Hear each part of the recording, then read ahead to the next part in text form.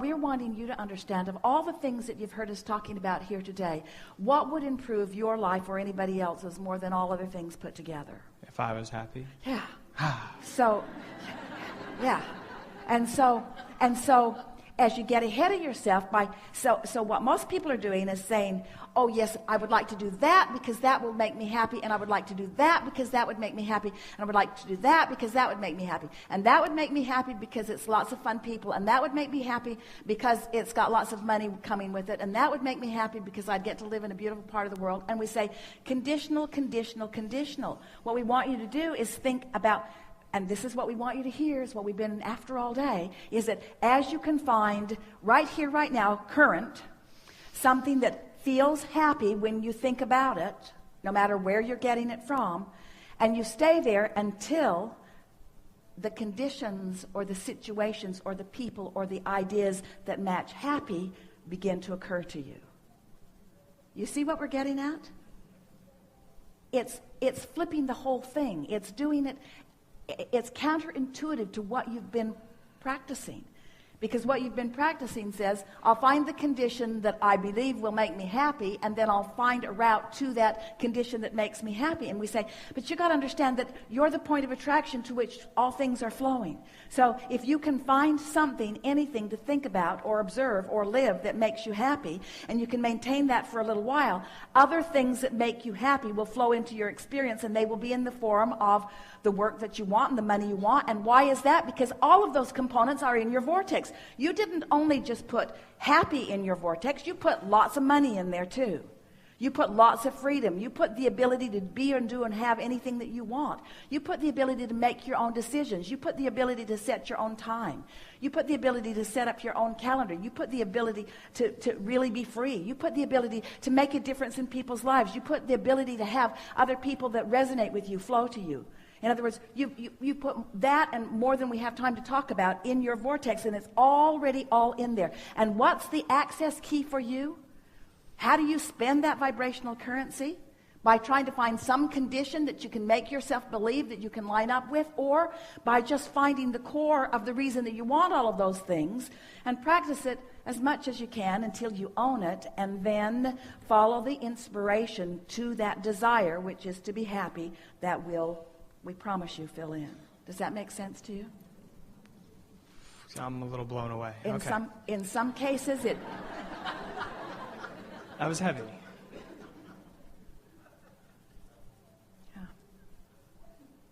Yeah. And you think you're blown away now. As the ideas flow and you feel the perfection of them. And then you see the ease with which That's what I'm seeking. But in the seeking of it, you're looking for something that is not, and you introduce resistance into the equation. How? Where did I do that? By saying, I'm looking for this thing that I haven't found yet. And so what we're really asking you is, can you be happy? Do you have the ability to be happy before the idea flows? Yes. Because if you have the ability to be happy before the idea flows, the idea will flow for sure. Do you have the ability to be happy before the money gets there? Because if you have the ability to be happy before the money gets there, the money will get there before. Following? So, we know you want to say to us, but Abraham, it's easier to focus on the condition. And we say, how's that working out?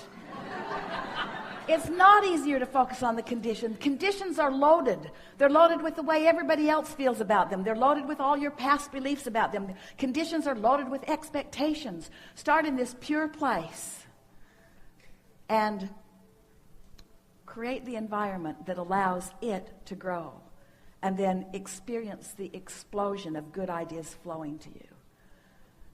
And say regularly, I had a desire and it was general, but boy, is it evolving into something that's more and more specific. And the more specific a general desire that has no resistance becomes, the more exhilarating it will be.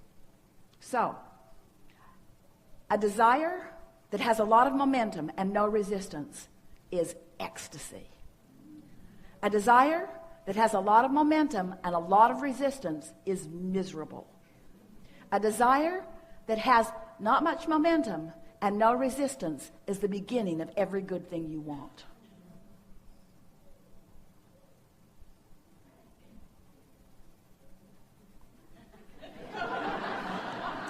and a conditionally programmed world. So they say, what are you looking for in life? Happy? Oh yeah. What else? That's it. Happy. Fun. Oh yeah, happy and fun, because fun makes me happy. And happy is fun. Yeah, fun and happy. Fun and happy. And fun and happy. Fun and happy. Fun and happy and clarity.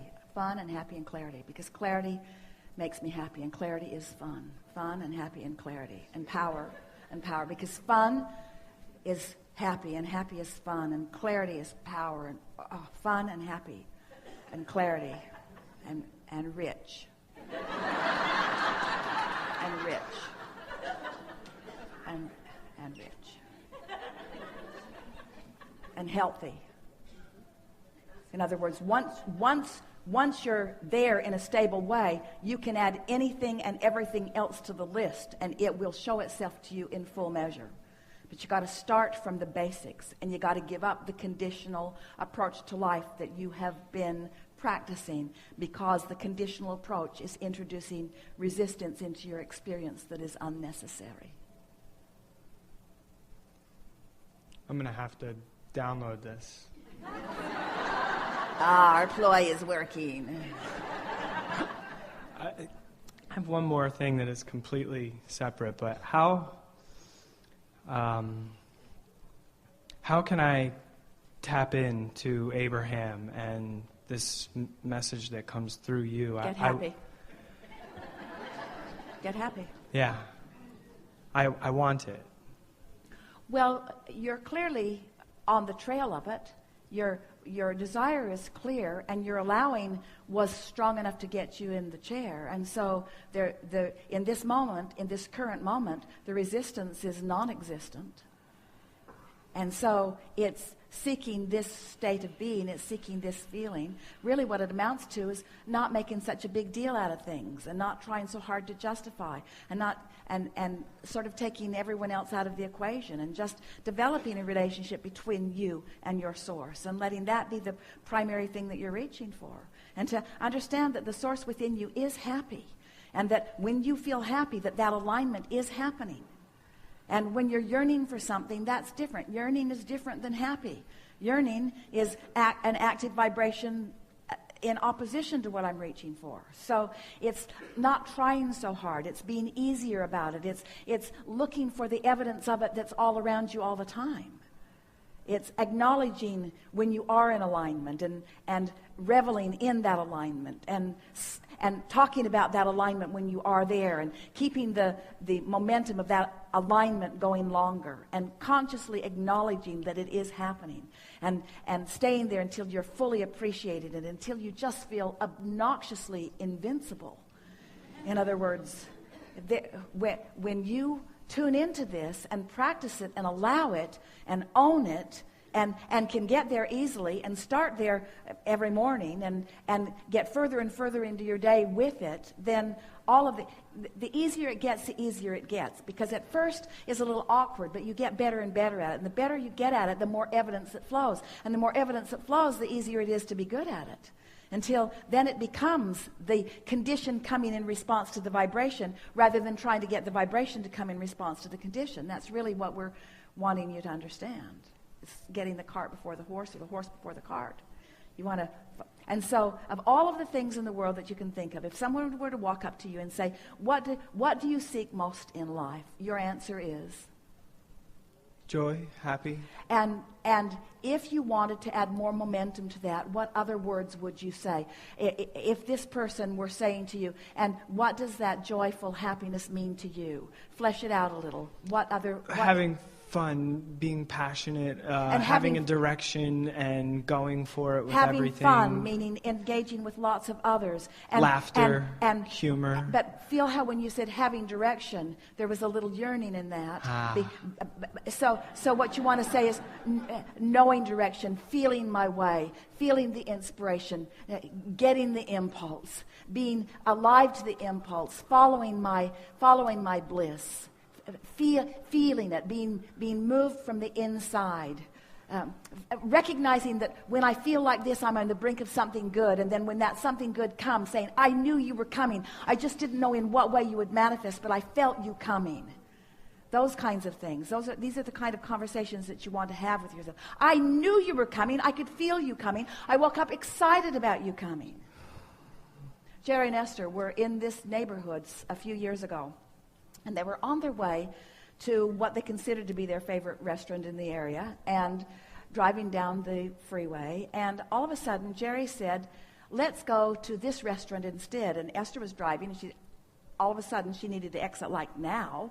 And so she took the exit and then asked questions later, which was the agreement that they always had with one another.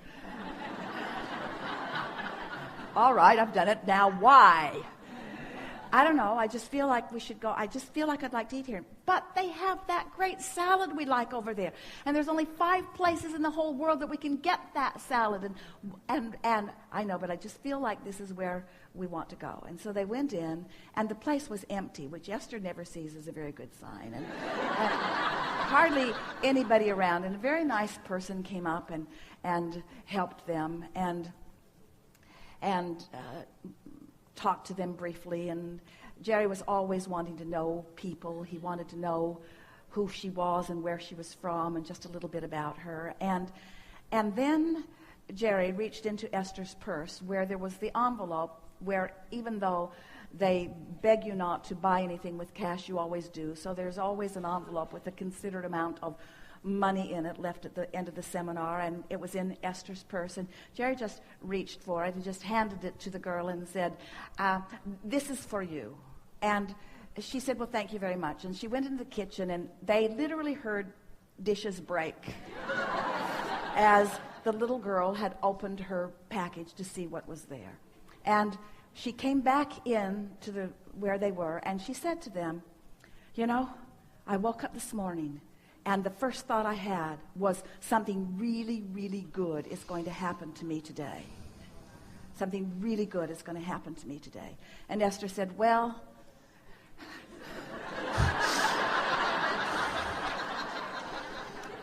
apparently Jerry was part of that process, because I wanted to go over there, and he wanted to come over here. And then she said, my roommate moved out this week unexpectedly, and my rent is due tomorrow, and I did not know how I was going to pay it. And Jerry said, if you had told us that story first, we wouldn't have given this to you. Because the more she tried to justify the gift that she had received, the more her energy became contradicted from the purity that it was. When she had awakened that morning and said, something really good is going to come to me today, you see. And so you are in co-creative harmony with people all over the planet. And there are people who are ready for you, and you are ready for them. And when you are deliberately readying yourself, doing it on purpose, and then you are wise enough to follow the feeling of that, before you know it, you're just rendezvousing. Esther loves playing with her little kids, her little grandchildren, because they know something that most of the big people that Esther plays with have forgotten. They know that it's always supposed to be fun.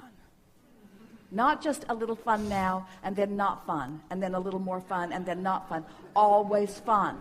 Always fun no matter what. Always fun. Fun and then more fun and then more fun and then more fun and then some more fun and then more fun and then more fun and then some more fun and then more fun and then more fun. And sometimes it's fun to even think about the fun that we're going to have while we're having the fun that we're having right now. In other words, no point to ever get into a fun lag. There's no reason to ever get into a fun lag, because they are young enough to still see that the universe will continue to deliver to them one thing after another, after another, after another, after another. But if you've been living some conditional life, then the universe is giving you this not fun, and this a little more fun, and this not fun, and this not fun, and this a little more fun. You're having a sort of jerky ride. It's supposed to be fun, clarity, fun, fulfillment, fun, satisfaction, fun, interesting, fun. Good feeling. Yeah.